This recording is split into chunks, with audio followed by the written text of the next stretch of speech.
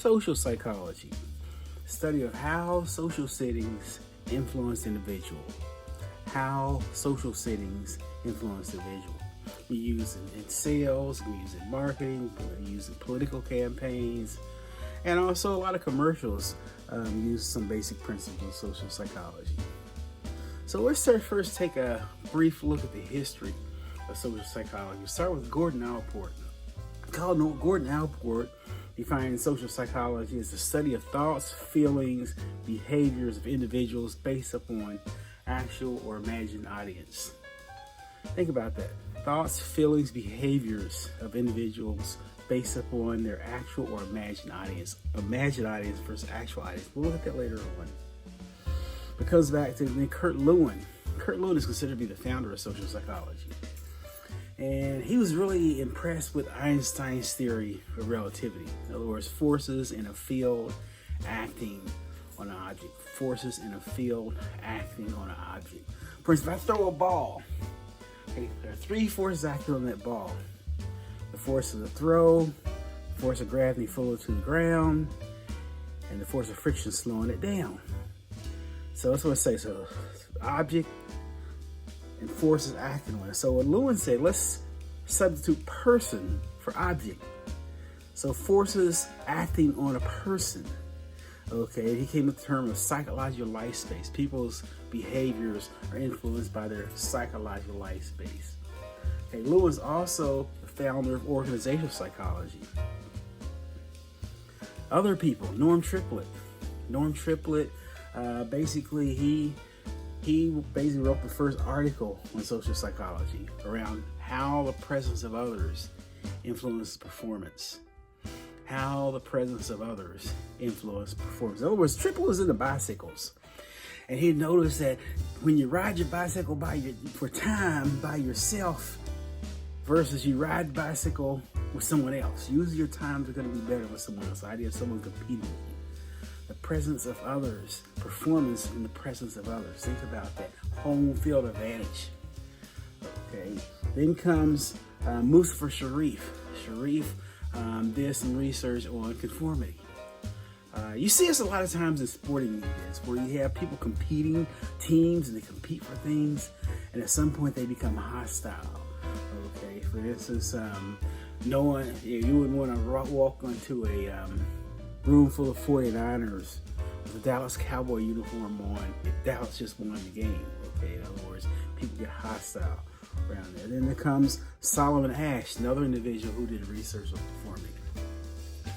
Okay, Asch was unique because let's suppose you're in a room and three other people in the room and they give the wrong answer. Other three people give the wrong answer. What would you do? Asch did that with basically 3 lines and basically had other people in the room give the wrong answer as far as which line matched the standard. And the question is, how many people or under what circumstances will people go along with the crowd? Okay, with conformity. When you talk about social psychology, you think about research in social psychology. Social psychologists do something that no other people in psychology do. They use deception. Okay, use it whatever you use. Deception in a psychological experiment. You'll come back and debrief them. In other words, hey, you're a part of the psychological experiment. Okay, and also they have actors whenever you in terms of social psychology. A good example of that would be Milgram study. Suppose you walk in a room with another individual and this guy comes out of the experiment. This jacket said, we're doing this study. We're going to study the effects of punishment on learning. We're going to draw straws, determine who gets to be the teacher and who gets to be the learner. And actually, the drawing was rigged. Okay, to where the actor or confederate would always become the student or the learner, and basically the subject, which is the person being experimented, always gets to be the experimenter or teacher.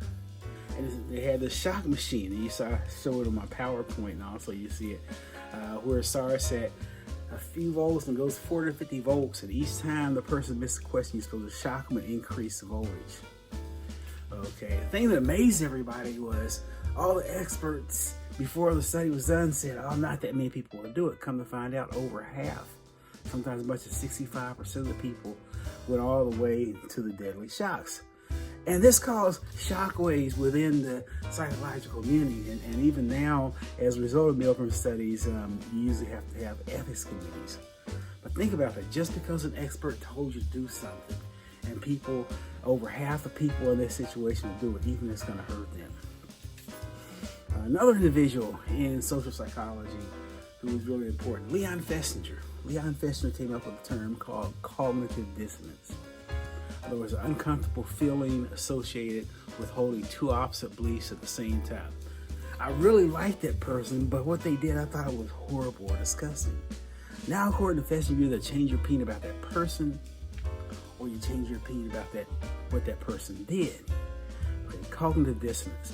You can see it in the faces of the videos you saw of Milgram. You see the person, well, I don't really want to push this button. You can see it in their face. I'm not so sure. Okay, that's what we're talking about.